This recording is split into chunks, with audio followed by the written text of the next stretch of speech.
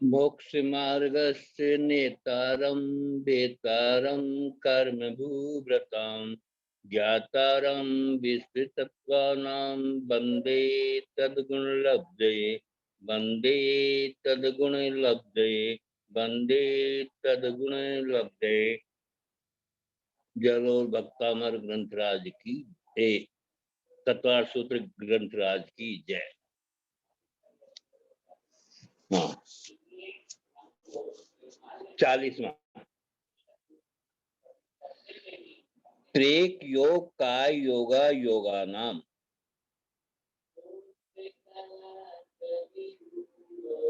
दोबारा त्रेक योग काय योगा योगा नाम।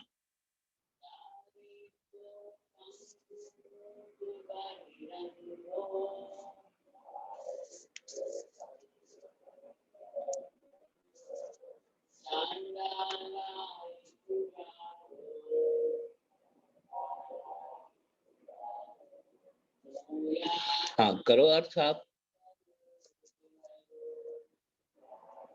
इसको एक 14 नंबर में त्रेयक योग काय योगा योगा नाम, इसका संधि विग्रह त्रि एक योग काय योग अयोगा नाम।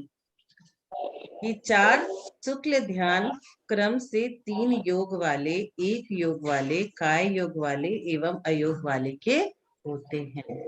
अब हम बहुत बड़े ध्यान की बात कर रहे हैं जो कि शुक्ल ध्यान। 3 योग वाले के पहला पृथकत्व वितर्क शुक्ल ध्यान होता है। 1 योग वाले के दूसरा एकत्व वितर्क शुक्ल ध्यान होता है। काय योग वाले के तीसरा सूक्ष्म क्रिया प्रतिपाती शुक्ल ध्यान होता है। अयोग वाले के चौथा व्यूपरक क्रिया निवर्ती शुक्ल ध्यान होता है। काय वांग मनः कर्म योग, इस सूत्र में तीनों योग शब्द की व्याख्या 6वें अध्याय के प्रथम सूत्र में आई है। इन्हीं योगों को यथासंभव चारों शुक्ल ध्यान के साथ लगा लेना चाहिए। अब आगे 41 नंबर का एकाश्रय स वितर्क विचारे पूर्वे। एकाश्रय स वितर्क विचारे पूर्वे।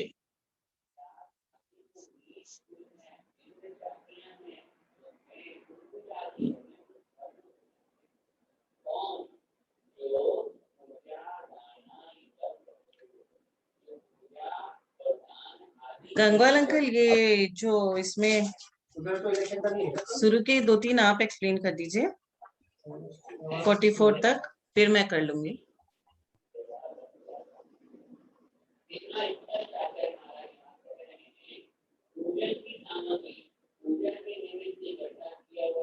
एकाश्रय वितर्क विचारे पूर्वे, इसमें पहले के 2 शुक्ल ध्यान एक आश्रय वाले सवितर्क और सविचार होते हैं। अब इसका अर्थ क्या है नीचे वो हम देखेंगे। जो वितर्क और विचार के साथ रहते हैं वे सवितर्क और सविचार कहलाते हैं। मतलब जो हम ध्यान जो वितर्क के साथ है वो सवितर्क, जो विचार के साथ है वो सविचार। अतः आदि को 2 शुक्ल ध्यान एक आश्रय रहित सहित और सवितर्क और सविचार सहित होते हैं। आदि के जिन 2 शुक्ल ध्यानों का एक आश्रय होता है वो एक आश्रय वाले कहलाते हैं। अर्थात जिसने संपूर्ण शुद्ध ज्ञान भावशुद्ध प्राप्त कर लिया है उसके द्वारा ही ये शुक्ल ध्यान आरंभ किए जाता है। पृथकत्व वितर्क एवं एकत्व वितर्क आदि ये दोनों शुक्ल ध्यान एक आश्रय सवितर्क और सविचार होते हैं। इसका एक्चुअली जो भी खास एक्सप्लेनेशन है वो समझ में नहीं आ रहा है मेरे भी। तो शुक्ल ध्यान का विषय है जो है सो पढ़ लिया है कि जो आदि के जिन 2 शुक्ल ध्यानों का एक आश्रय होता है वे एक आश्रय वाले कहलाते हैं। अभी एक आश्रय क्या है वो समझ में नहीं आ रहा है। अर्थात जिसने संपूर्ण शुद्ध ध्यान भाव शुद्ध का प्राप्त कर लिया है उसके द्वारा ही ये 2 शुक्ल ध्यान आरंभ किए जाता है। अच्छा, मतलब ये पहले 2 शुक्ल ध्यान है वो कौन कर सकता है? जिसने संपूर्ण शुद्ध ज्ञान प्राप्त कर लिया है, मतलब शुद्ध ज्ञान से वो परिपूर्ण हो गए हैं, ऐसे लोग ही ऐसे आत्मा ही पहले दो प्रकार के सूत्र ध्यान कर सकते हैं। और पृथकत्व वितर्क एवं एकत्व वितर्क आदि की ये दोनों शुक्ल ध्यान एक आश्रय सवितर्क और सविचार होते हैं। अगला सूत्र पढ़ेंगे निमिचंद भाई साहब। अविचारम द्वितीयम, अविचारम द्वितीयम। दूसरा शुक्ल ध्यान अविचार है। अब एक एक शुक्ल ध्यान का यहाँ एक्सप्लेनेशन हमें ये ऊपर के सूत्र में कुछ समझ में नहीं आया था। अब एक एक शुक्ल ध्यान का यहाँ हमें बताया जा रहा है कि कौन कौन सा शुक्ल ध्यान क्या क्या है। अब अविचार नाम का जो शुक्ल ध्यान है वो दूसरा शुक्ल ध्यान है, ऐसा यहाँ कह रहे हैं। पहले दो शुक्ल ध्यानों में जो दूसरा शुक्ल ध्यान एकत्व वितर्क है वह अविचार है। मतलब अविचार किसको, अविचार शुक्ल ध्यान कौन सा है? जो एकत्व वितर्क है उसको ही अविचार शुक्ल ध्यान कहा गया है। पहला शुक्ल ध्यान पृथकत्व वितर्क, एक आश्रय, सवितर्क और सविचार होता है। तो सब ये एक ही ध्यान के नाम हो गए, पृथकत्व वितर्क, एक आश्रय, सवितर्क, सविचार। परंतु किंतु दूसरा शुक्ल ध्यान एकत्व वितर्क, एक आश्रय, सवितर्क और अविचार होता है। मतलब पहले ध्यान में और दूसरे ध्यान में फर्क क्या है? एक आश्रय, सवितर्क, सविचार तो तीनों भी है, लेकिन यहाँ एकत्व वितर्क है, यहाँ पृथकत्व वितर्क है। ये फर्क है दोनों ध्यान, एक एकत्व है, एक पृथकत्व। यही इन दोनों शुक्ल ध्यानों की विशेषता है। मतलब एक जो है पृथकत्व, पहला शुक्ल ध्यान जो है वो पृथकत्व वितर्क है, दूसरा शुक्ल ध्यान जो है वो एकत्व वितर्क है। अब ये वितर्क क्या है, इसका एक्सप्लेनेशन अगले सूत्र में आया है। हम ऊपर से नीचे जाते जा रहे हैं, एक एक जैसे शब्द हमें आ रहा है वैसा एक्सप्लेनेशन हमें नीचे नीचे दिया जा रहा है। बोलिए। हाँ, इसमें 43वां सूत्र, इसमें वितर्क का लक्षण बताया है। वितर्क श्रुतम, वितर्क श्रुतम। यहाँ वितर्क का अर्थ है श्रुत, श्रुत है मतलब श्रुत ज्ञान को वितर्क कहा गया है। विशेष रूप से तर्कना करना अर्थात ऊहा खोज करना वितर्क श्रुत ज्ञान कहलाता है। मतलब तर्क करना किसी बारे में वो वितर्क हो गया, तर्कना करना। तो ये ध्यान जो है कोई भी विषय के बारे में हम विचार करते जाना, तर्कना करते जाना, वो वितर्क ध्यान है। व्याप्ति के ज्ञान को तर्क कहते हैं, ऐसे विशेष तर्कपूर्ण शुद्ध ज्ञान को ही वितर्क कहते हैं। तो मतलब तर्कना करते रहना, सोचते रहना, ये ऐसा क्यों, वैसा क्यों, वैसा क्यों, उसके बारे में ध्यान करते रहना एक विषय का, वो वितर्क ध्यान है।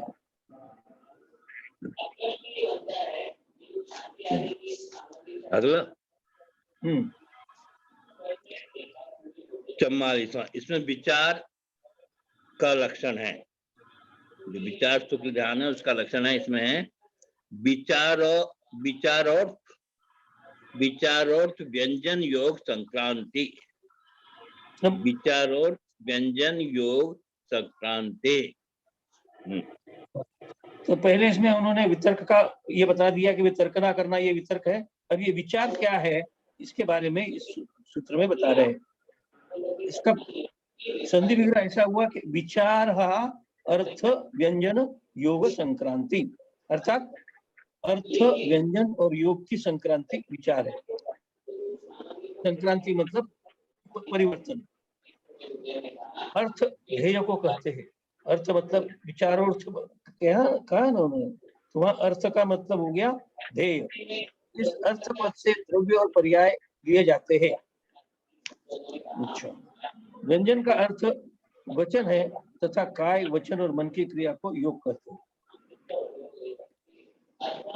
ध्येय को अर्थ ध्येय को कहते हैं। इस अर्थ पद से द्रव्य और पर्याय लिए जाते हैं। अब द्रव्य और पर्याय, व्यंजन का अर्थ वचन है तथा काय, वचन और मन इस क्रिया को योग कहते हैं। संक्रांति का अर्थ है परिवर्तन। ये संक्रांति पद अर्थ, व्यंजन और योग, ये तीनों के साथ लगाना चाहिए, जिससे अर्थ संक्रांति, व्यंजन संक्रांति और योग संक्रांति संक्रांति रूप पूर्ण पद बन जाते हैं। अब ये अर्थ संक्रांति, व्यंजन संक्रांति और योग संक्रांति इसको समझा रहे हैं नीचे। अर्थ संक्रांति मतलब क्या? जब जीव का उपयोग द्रव्य को छोड़कर पर्याय को प्राप्त होता है और पर्याय को छोड़कर द्रव्य को प्राप्त होता है, ये अर्थ संक्रांति है। मतलब अर्थ का उन्होंने अपने को अर्थ बताया था कि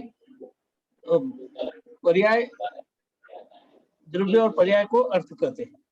तो जब द्रव्य को छोड़कर पर्याय में जाता है या पर्याय को छोड़ में द्रव्य में जाता है, ऐसा जब परिवर्तन होता है वो अर्थ संक्रांति हुई।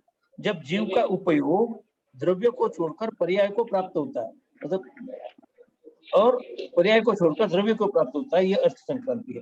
तो व्यंजन संक्रांति, जब जीव का उपयोग एक शुद्ध वचन का आलंबन लेकर दूसरे वचन का आलंबन लेता है और उसे भी त्याग कर अन्य दूसरे वचन का आलंबन लेता है, वो व्यंजन संक्रांति है। क्या अर्थ हुआ इसका? कि अब एक वाक्य बोल रहे हैं, उसके बाद में फिर दूसरा वाक्य बोल रहे हैं, फिर तीसरा वाक्य बोल रहे हैं और हर एक वाक्य अलग अलग हो रहा है।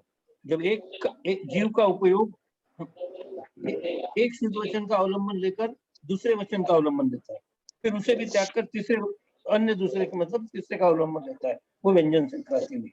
और योग संक्रांति काय योग को छोड़कर दूसरे योग को स्वीकार करता है और दूसरे योग को छोड़कर पुनः काय योग स्वीकार करता है, ये योग संक्रांति है। इन्हें इन तीन प्रकार के परिवर्तन को विचार करते हैं।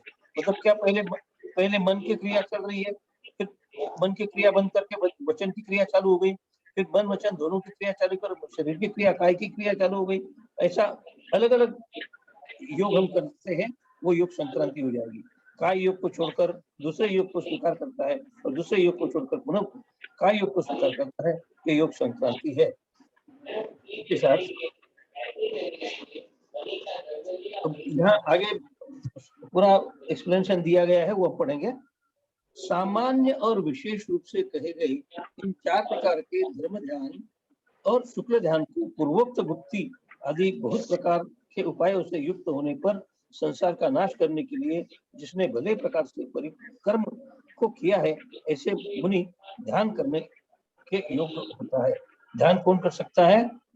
वो यहाँ पहले बताया कि जो इन चार प्रकार के धर्म ध्यान और शुक्ल ध्यान को पूर्वोक्त भक्ति आदि बहुत प्रकार के उपायों से युक्त होने पर संसार का नाश करने के लिए जिसने भले प्रकार से परिकर्म किया है, ऐसे मुनि ध्यान करने के योग्य होते हैं।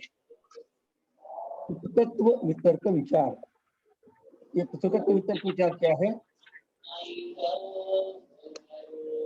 जिस प्रकार अपर्याप्त उत्साह से युक्त बालक, जिस प्रकार अपर्याप्त उत्साह से युक्त बालक अव्यवस्थित और मौंधे शस्त्र के द्वारा भी चिरकाल में वृक्ष को छेदता है, उसी प्रकार चित्त के सामर्थ्य को प्राप्त कर जो द्रव्य परमाणु अर्थात द्रव्य की सूक्ष्मता एवं भाव परमाणु अर्थात पर्याय की सूक्ष्मता का ध्यान कर रहा है,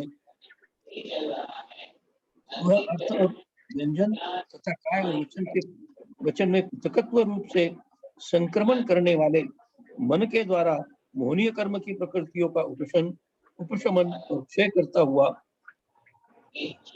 तत्व वितर्क विचार ध्यान को धारण करने वाला होता है। तत्व वितर्क विचार नामक शुक्ल ध्यान 8वें गुण से गुणस्थान से प्रारंभ होकर 11वें गुणस्थान तक होता है। अतः इस ध्यान के स्वामी तीन योग सहित जो उपश्रम श्रेणी वाले हैं, वे मोहनीय कर्म प्रकृतियों का उपशम करके 11वें गुणस्थान तक जाते हैं और पुनः उपशम श्रेणी से गिरकर प्रथम मिथ्या गुणस्थान तक आ सकते हैं। जो इस प्रथम शुक्ल ध्यान के शपथ श्रेणी में आरोहण करते हैं, वे मोहनीय कर्म की प्रकृतियों का 10वें गुणस्थान में क्षय करके सीधे 12वें गुणस्थान में पहुंचते हैं और वे कभी वहां से गिरकर नीचे गुणस्थान में नहीं आते हैं। सोनू दीदी, यदि आपको इसके बारे में कुछ और डिटेल समझा सकते हो तो समझाने का प्रयास करें। ये तो मैंने पढ़ लिया है, लेकिन उसका खास अर्थ मेरे समझ में नहीं आया।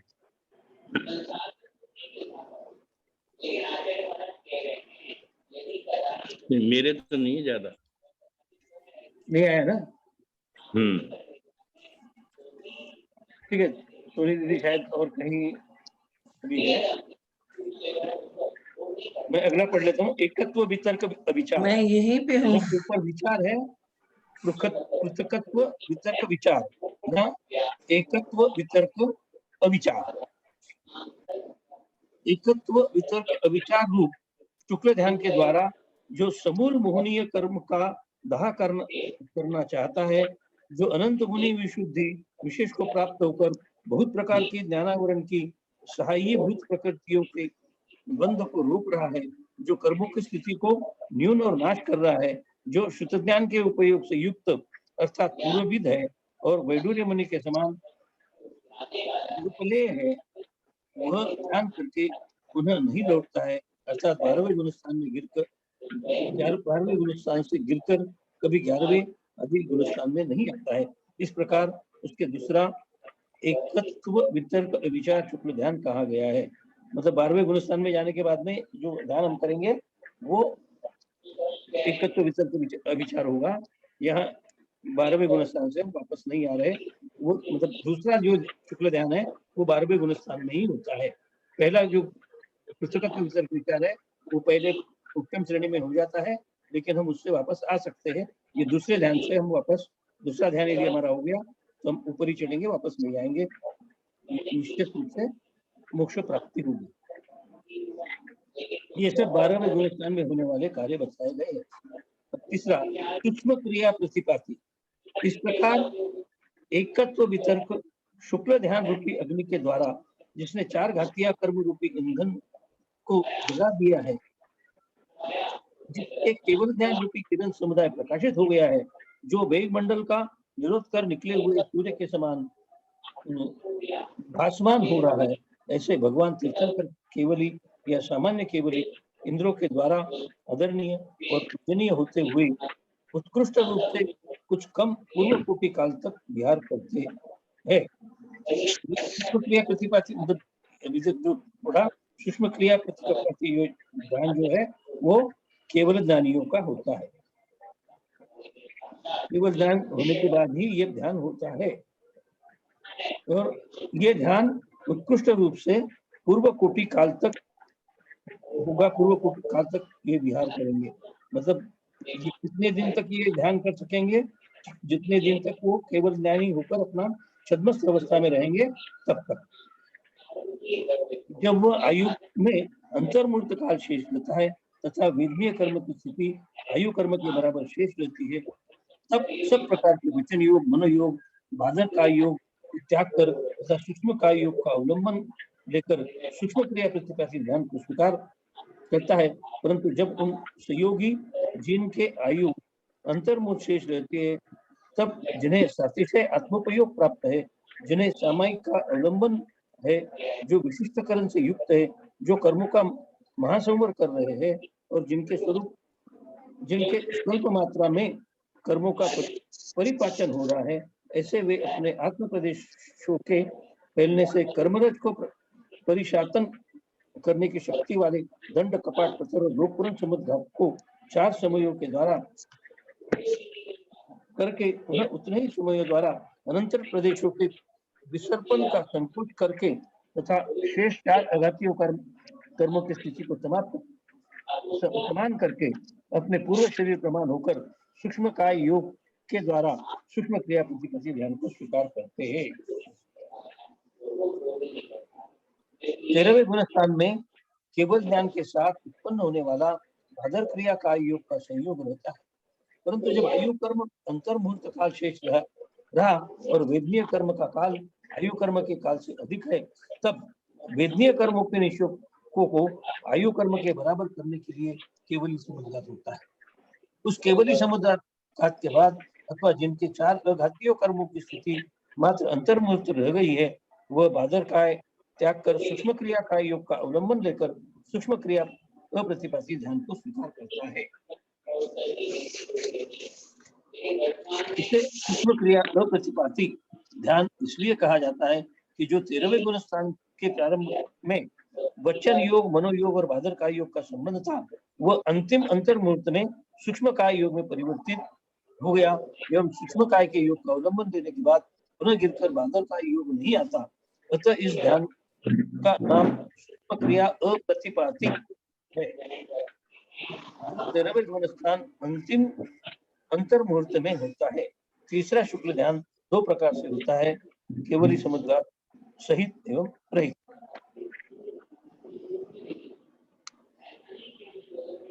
आगे आगे क्या? हाँ आगे करो।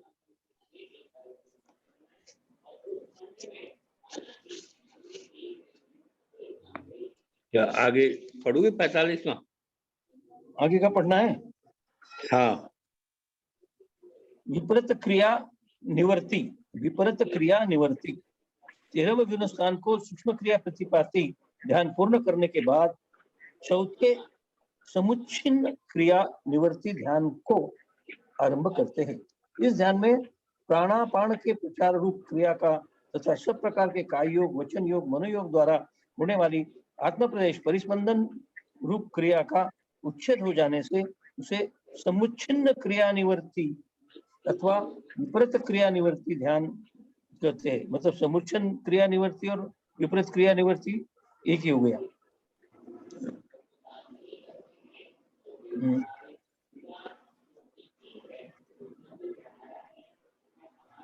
इस ध्यान में प्राणापान के प्रचार रूप क्रिया का तथा सब प्रकार के काय योग, वचन योग और मनोयोग द्वारा होने वाली आत्म प्रदेश परिस्पंदन रूप क्रिया का उच्छेद हो जाने से योग बंद हो गए, उसे सम्मूर्छन क्रिया निवर्ती अथवा विपरीत क्रिया निवर्ती ध्यान कहते हैं। इस समुच्छन क्रिया निवर्ती ध्यान में सब प्रकार के कर्मबंध के आश्रव का निरोध हो जाने से तथा बाकी के बचे सब कार्यों का नाश करने की शक्ति उत्पन्न हो जाने से अयोगी केवली जिन के संसार के सब प्रकार के दुख जाल के संबंध का उच्छेद करने वाला संपूर्ण यथाख्यात चरित्र ज्ञान और दर्शन रूप साक्षात मोक्ष का कारण उत्पन्न होता है। वे अयोगी केवली भगवान उस समय ध्यानातिशय रूप अग्नि के द्वारा सब प्रकार के मन कलंक बंधन को जलाकर और किट धातु व पाषाण का नाश कर शुद्ध सोने के समान अपने आत्मा को प्राप्त कर परिनिर्वाण को प्राप्त होते हैं। इस प्रकार यह दोनों प्रकार का तप कर्मों के निरोध का हेतु होने से संवर का कारण है और प्राक्तन सत्तागत कर्म रूपी रज के नाश करने का जो हेतु होने से निर्जर का भी हेतु है। अतः तपसा निर्जरा इस सूत्र की पूरी व्याख्या यहाँ तक के सूत्रों में की गई। 9वां अध्याय संवर निर्जरा का कथन करने वाला है। इसके पहले सूत्र में संवर का लक्षण एवं दूसरे सूत्र में संवर के कारण एवं उनकी व्याख्या तथा तीसरे सूत्र में संवर से निर्जरा के हेतु कहे हैं। उसी की व्याख्या भेद प्रभेद सहित यहाँ की गई है। कहने का तात्पर्य यह है कि 9वां अध्याय दूसरे एवं तीसरे सूत्र की व्याख्या करता है। यहाँ कहते हैं कि सब सम्यक दृष्टि क्या समान निर्जरा वाले होते हैं या कुछ विशेषता है, ऐसी जिज्ञासा होने पर आगे का सूत्र कहते हैं।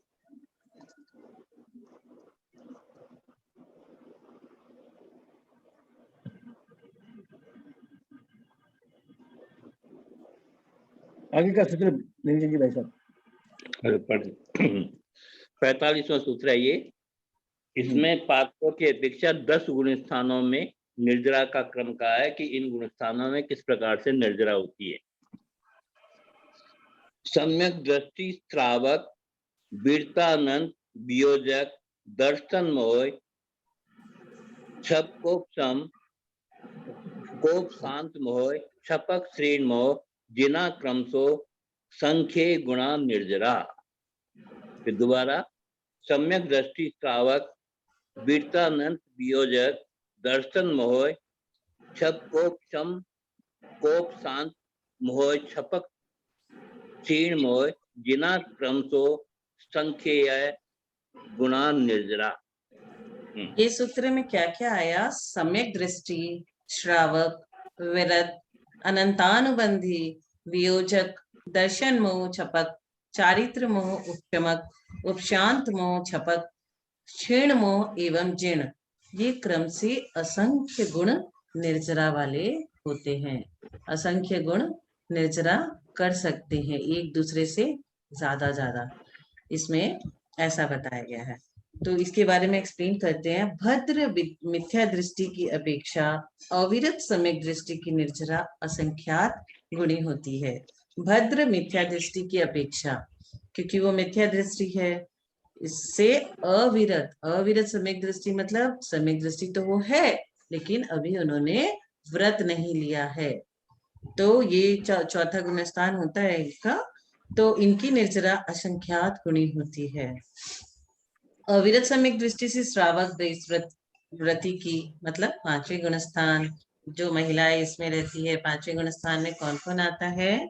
जितनी भी माता जी है, आरिका गण है, क्षुल्लक छलिका है, और जो संयमी प्रतिमा व्रतधारी है, वो सारे व्रतधारी जो भी जिन्होंने प्रतिमा ले ली है, ये सब इसमें आते हैं। तो श्रावक देशव्रति की, श्रावक देशव्रति से विरत की, विरत से अनंतानुबंधी वियोजक की, अनंतानुबंधी वियोजक से दर्शन मोह छपक की, और दर्शन मोह छपक से चारित्र मोह उपशमक की, चारित्र मोह उपशमक से उपशांत मोह की, उपशांत मोह से छपक की, छपक से क्षीण मोह की, एवं क्षीण मोह से जिनकी असंख्यात गुणी निर्जरा होती है, मल्टीप्लायर, बहुत ज्यादा। जैसे अभी हम कर्मों की निर्जरा नहीं कर सकते, क्यों? क्योंकि हमने व्रत नहीं लिया है, प्रतिमा नहीं ली है, संयम में नहीं है। हम क्या कर सकते हैं? थोड़ा पुण्य का बंध बांध सकते हैं, लेकिन निर्जरा नहीं कर सकते। पर जैसे ही हम पांचवी गुणस्थान में एंटर करते हैं, तुरंत कर्मों की निर्जरा होनी शुरू हो जाती है। आप सबको विदित होगा, व्रती जो होता है, प्रतिमाधारी जो होता है, सोते सोते भी कर्मों की वो निर्जरा कर सकता है। एक मिनट, अब यहाँ पहले वाक्य में ये कहा है कि भद्र मिथ्या दृष्टि की अपेक्षा अविरत सम्यक दृष्टि की निर्जरा असंख्यात गुणी होती है। मतलब चौथे गुणस्थान वाले की निर्जरा तो हो ही रही है, अवृत्ति की निर्जरा तो हो ही रही है। वो सविपाक और अविपाक निर्जरा में जो हम लोग भोग चुके हैं, सविपाक वो होती है हमारी, अविपाक नहीं होती है हमारी। अभी जो पके नहीं है कर्म, उनको हम खिरा नहीं सकते हैं। लेकिन जो कर्म फल भोगकर जो निर्जरा होनी है, वो तो मिथ्या दृष्टि की भी होगी और सम्यक दृष्टि की भी वैसी होगी। यहाँ निर्जरा का अर्थ अविपाक निर्जरा ही आएगा ना। लेकिन चल रहा है कि चौथे गुणस्थान में जितनी निर्जरा होती है, तो पांचवें गुणस्थान में उससे और ज्यादा होती है, छठे गुणस्थान में उससे चौथे गुणस्थान में कर्मों की निर्जरा नहीं हो सकती। अविपाक कर्म हम लोग खिला नहीं सकते, हम लोगों को अनुभाग कम हो जाता है, लेकिन अविपाक निर्जरा नहीं कर सकते जब तक हम चतुर्थ गुणस्थान में है। विजय आंटी भी कुछ बोलने वाली है। हाँ, मैं पढ़ रही हूँ, इसमें अच्छा लिखा है, इसीलिए देखो यहाँ आपने तो सब पढ़ लिया क्रम उसका। अभी नहीं हुआ, अभी बहुत सारा बाकी है इस पे। नहीं दीदी, आपने ये क्रम अभी पढ़ा ना, उसके बाद यहाँ विशेषार्थ में ये विशेषार्थ मेरे पास बहुत सारा है अभी एक पेज का। मैं अभी विशेषार्थ पढ़ने के पहले गंगवाल अंकल का सवाल का जवाब अच्छे से देना चाहते हैं, क्योंकि अंकल सोच रहे हैं कि चौथे गुणस्थान में निर्जरा होती है कर्मों की, लेकिन ये होता नहीं है।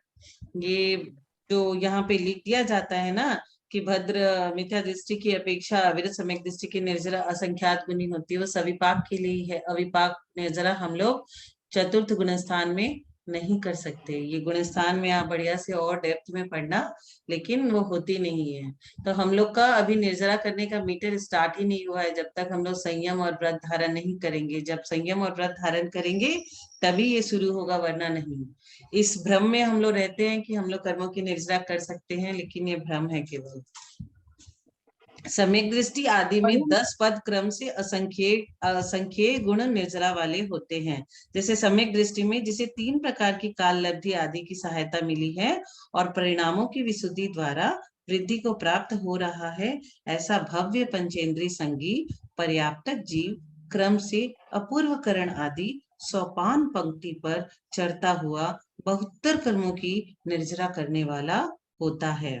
सर्वप्रथम वही प्रथम सम्यक्त की प्राप्ति के निमित्त के मिलने पर सम्यक दृष्टि होता हुआ असंख्य गुण कर्म निर्जरा वाला होता है। श्रावक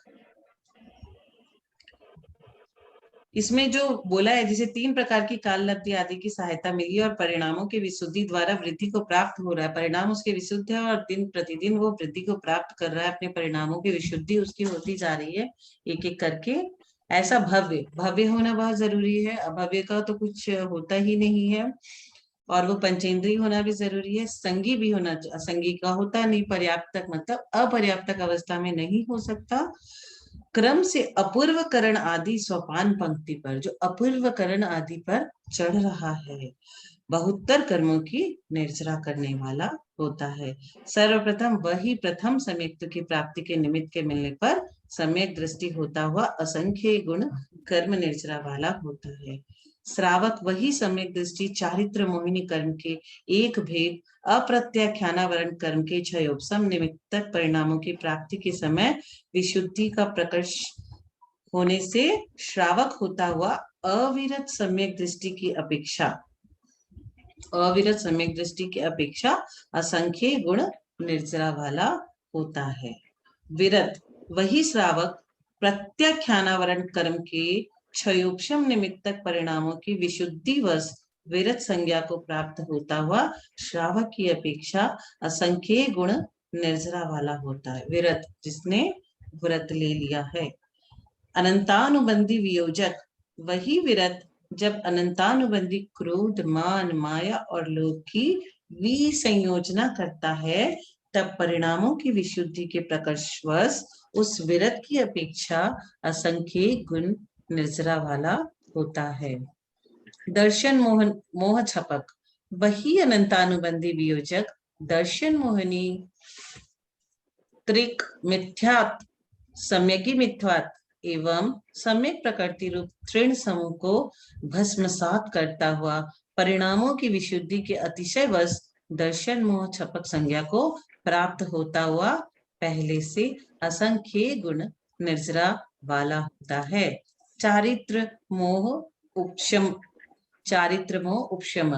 दर्शन मोह छपक अर्थात क्षयिक सम्यक दृष्टि होकर, क्षयिक जिन्होंने कर्मों का क्षय कर दिया हो, दर्शन मोह छपक अर्थात क्षयिक सम्यक दृष्टि होकर श्रेणी पर आरोहण करने के सम्मुख होता हुआ तथा चारित्र मोहिनी के उपशम करने के लिए प्रयत्न करता हुआ विशुद्धि के प्रकर्षवश उपशमक संज्ञा को अनुभव करता हुआ पहले की अपेक्षा से असंख्य गुण निर्जरा वाला होता है। अब उपशांत मोह पूर्वोक्त उपशमक की समस्त चारित्र मोहिनी के उपशम का निमित्त मिलने पर उपशांत मोह या उपशांत कषाय संज्ञा को प्राप्त होता हुआ पहले की अपेक्षा असंख्य गुण निर्जरा वाला होता है। छपक पूर्वोक्त उपशांत मोह की चारित्र मोहिनी की क्षपणा के लिए सम्मुख होता हुआ तथा परिणामों की विशुद्धि से, उसके परिणाम बहुत विशुद्ध होते हैं, परिणामों की विशुद्धि से वृद्धि को वो प्राप्त होकर छपक संज्ञा को अनुभव करता हुआ पहले की अपेक्षा असंख्य गुण निर्जरा वाला होता है। क्षीण मोह पूर्वोक्त छपक सम्यक्त चारित्र मोहिनी की छपना के कारणों से प्राप्त हुए परिणामों के अभिमुख होकर क्षीण कसाय मोह संज्ञा को प्राप्त करता हुआ पहले की अपेक्षा असंख्य गुण निर्जरा वाला होता है। जीर्ण पूर्वोक्त क्षीण मोह की, पूर्वोक्त क्षीण मोह जो कहा गया है, पूर्वोक्त क्षीण मोह ही द्वितीय शुक्ल ध्यान रूपी अग्नि के द्वारा घातिया कर्म समूह का नाश करके जिन संज्ञा को प्राप्त होता हुआ पहले की अपेक्षा असंख्य गुण निर्जरा वाला होता है। पूर्वोक्त 10 निर्जरा स्थानों में आगे आगे समय कम कम एवं कर्मों की निर्जरा अधिक अधिक होती है। एक से दूसरे में और भी समय कम लगता है, लेकिन कर्मों की निर्जरा बहुत अधिक होती है। ये जो गुण स्थान जो जैसे जैसे बढ़ते जाते हैं, 5वां, 6वां, 7वां, 8वां, 9वां, 10वां, इनमें निर्जरा बढ़ती जाती है और इनका समय और अवधि ये घटता जाता है। तो जैसे जैसे गुणस्थान ऊपर होता जाता है वैसे वैसे कर्मों की निर्जरा बढ़ती जाती है। तो ये निर्जरा कर्मों की शुरू होती है पंचम गुणस्थान से, प्रतिमा व्रत संयम लेने से, और इस पंचम काल में पंचम गुणस्थान, 6वां गुणस्थान और 7वां का पहला भाग वहीं तक जा सकते हैं, उसके आगे जा नहीं सकते। और 14वां गुणस्थान के बिना केवल ज्ञान प्राप्त नहीं हो सकता, तो पंचम काल में लोगों का मोक्ष नहीं मिल सकती, लेकिन मोक्ष मार्ग पर वह चल सकते हैं। सम्यक दृष्टि से लेकर जिन पर तक ही निर्जरा समान नहीं है, अतः विरत आदि वे गुण भेद के कारण परस्पर भेद होने पर भी निगमादि नयों की अपेक्षा से वे सभी क्या कहलाते हैं। अब विजया आंटी कुछ एक्सप्लेन करने वाली है ये 45 नंबर का सूत्र को, तो आंटी आप प्लीज एक्सप्लेन करिए जो आप बताना चाह रहे हैं। मैं ये बताना चाह रही थी दीदी कि जो आपने बोला ना कि भद्र मिथ्या दृष्टि, यानी जो सम्यक दृष्टि जीव है और सम्यक दृष्टि बनने जा रहा है, जब मिथ्या दृष्टि जीव प्रथम उपशम सम्यक्त्व को प्राप्त करने के लिए क्या करता है, वह 3 करण करता है। उस समय उसका क्या होता है, आयु कर्म को छोड़कर शेष 7 कर्मों की बहुत निर्जरा होती है। और जब वह सम्यक दृष्टि हो जाता है तो उससे उसके पहले से भी असंख्यात गुणी और निर्जरा होती है। जब फिर श्रावक हो जाता है तो और अधिक निर्जरा। ऐसा आपने तो सब ये बताया, ये वैसा इसका क्रम बढ़ते जाता है। एक बार रतनलाल जी बेनाड़ा जी साहब ने भी कहा था कि निर्जरा कहाँ से शुरू होती है, मिथ्या दृष्टि। कौन सा मिथ्या दृष्टि, जो सातिशय मिथ्या दृष्टि है, जो अभी सम्यक दर्शन प्राप्त करने के बिल्कुल सन्मुख है, उसके निर्जरा से क्रम निर्जरा का प्रारंभ हो जाता है, क्योंकि वो 3 करण करता है, तो उस समय उसकी निर्जरा प्रारंभ हो जाती है। ऐसा उन्होंने भी कहा था और यहाँ भी आया है, इसलिए मैंने कहा। तो चौथे गुणस्थान में भी निर्जरा हो रही है, मतलब इवन पहले गुणस्थान से ही निर्जरा चालू हो जाती है। हाँ, मिथ्या दृष्टि गुण, ये रतनलाल जी ने कहा, मैंने लिखा भी, इसलिए मुझे अच्छे से याद है, और यहाँ भी आया किताब में। हाँ, लेकिन अगर चौथे गुणस्थान में निर्जरा होती हो तो लोग को संयमी और व्रती बनने का फिर जरूरत ही क्या है।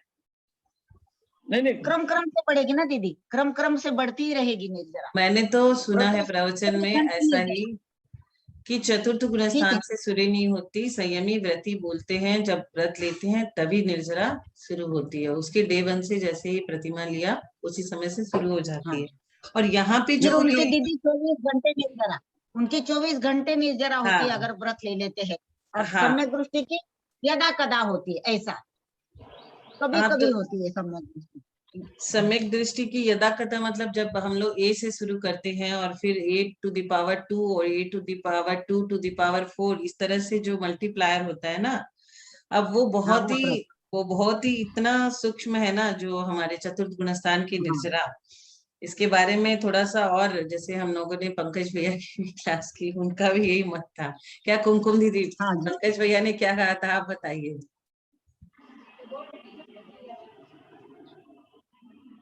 पहले अनम्यूट कीजिए।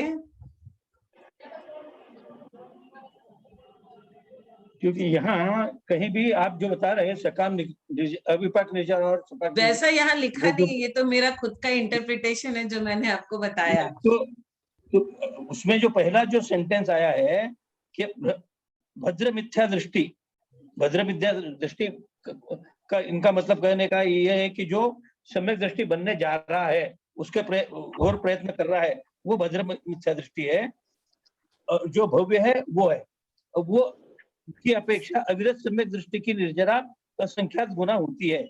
इसका मतलब ये हुआ कि भद्र मिथ्या दृष्टि की भी निर्जरा हो रही है और उसके असंख्यात गुना अविरत मिथ्या दृष्टि सम्यक दृष्टि की निर्जरा हो रही है। तो यहाँ तो अर्थ यही निकल रहा है अर्थोपत्ति न्याय से कि मिथ्या दृष्टि की भी निर्जरा हो रही है। चौथे गुणस्थान वाले की तो निर्जरा होगी, लेकिन भव्य भद्र मिथ्या दृष्टि की भी निर्जरा हो रही है। निर्जरा नहीं हो रही ऐसा नहीं है। आप भी बोलिए कुमकुम दीदी, क्या पढ़े हो? कल इस विषय को फिर लेंगे हम लोग, ये निर्जरा वाले विषय को। आज समय बहुत कम है, कल और इसको लेना है। तो भव्य प्राणी की तो निर्जरा होती है ना, भले थोड़ी हो, बहुत थोड़ी। और कैसे? बहुत थोड़ी होती है। हम लोग क्या, और आगे बढ़ते बढ़ते मल्टीप्लाई होती रहती है। हम लोग क्या इतने जो सालों, इतने भवों से जो कर्म बांध के लाए हैं, वो चौथे गुणस्थान में क्या उनकी निर्जरा कर सकते हैं? पूरी तरह से तो नहीं होगी। पूर्ण रूप से निर्जरा तो 14वें गुणस्थान तक, 13वें गुणस्थान में होगी पूर्ण निर्जरा। थोड़ी तो होती है, तो शुरुआत तो हुई जाएगी ना। वो जो होती है उससे अपना काम बनेगा नहीं। और ये कितनी % होती है? काम नहीं बनता है, लेकिन कर्मों की निर्जरा तो शुरू होती है। हाँ, कितनी परसेंट होती है, मतलब कितनी शुरू होती, क्योंकि पुण्य का बंध हमें नो डाउट बहुत ज्यादा बनता है, और पुण्य के बिना कुछ भी नहीं होता। पुण्य के बिना हमें मनुष्य